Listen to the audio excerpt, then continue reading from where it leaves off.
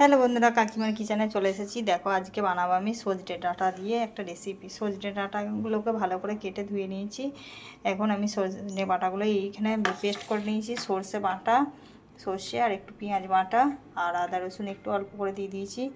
এটা দিয়ে বানাবো। দেখো ডাঁটা দিয়ে সর্ষে দিয়ে একটু ঝাল ঝাল করে, খুব সুন্দর খেতে হবে। আর সজনে ডাঁটার সিজনে তো সজনে ডাঁটা অনেক রকমভাবে খাওয়া যায়। আমি এরকমভাবে বানিয়ে খেয়ে দেখবে, ভালো লাগবে। ওই জন্য কড়াইয়ে দেখো তেল দিয়ে দিয়েছি। আমি ডাঁটাগুলো দিয়ে দেবো। একটু ভালো করে লবণ দিয়ে একটু হলুদ দিয়ে ভেজে নেব।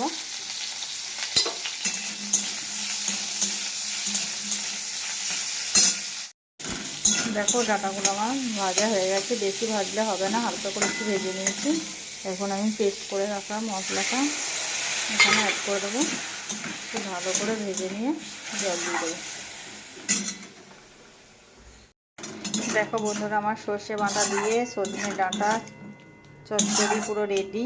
এভাবে বানিয়ে তোমরা খেয়ে দেখো। আর এখন তো ডাঁটার সিজন, খেতে ভালোও লাগবে। আর এমনিতে ডাঁটা তো সবাই জানো একটু শরীরের পক্ষে উপকার আছে।